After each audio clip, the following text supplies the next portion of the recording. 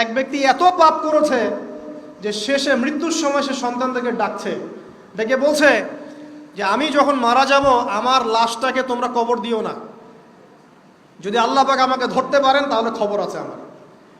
কি করতে হবে?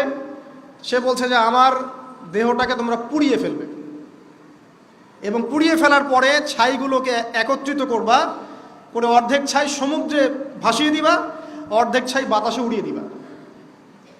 সন্তানরা তাই করলো। মৃত্যুর পর আল্লাহ পাক এই সমুদ্র এবং জমিনকে বাতাসকে আদেশ করলেন যে তোমরা ছাই জড়ো করে দাও। আর মানুষ আর জিন আল্লাহর কথা না শুনলেও এই প্রকৃতি আল্লাহ পাকের কথা শোনে। বিজ্ঞান বলে প্রকৃতি থেকে সব হচ্ছে। কি প্রকৃতি? প্রকৃতি কি, কাকে বলে? মানুষকে আল্লাহর ইবাদতকে বাদ দিয়ে প্রকৃতি পূজায় নিয়ে গেছে। এই পুরো প্রকৃতি আর মহাবিশ্বে এক আল্লাহর ইবাদত করে। কে সৃষ্টি করলো প্রকৃতি? প্রাকৃতিকভাবে হয়েছে সব কিছু বলে, আল্লাহ থেকে হয়েছে বলা যাবে না। বললে আপনি মৌলবাদী হয়ে যাবেন।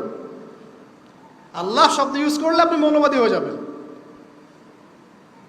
ধর্মতাত্ত্বিক শব্দগুলোকে আস্তে আস্তে উঠিয়ে দেওয়া হয়েছে। দেখবেন যুক্তি, বিজ্ঞান, দার্শনিক শব্দগুলোকে আনা হয়েছে। এটাও টেকনিক্যালি করা হয়েছে।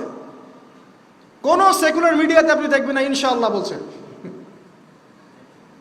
ইনশাআল্লাহ প্রমাণ করবে যে আপনি আস্তিক না নাস্তিক।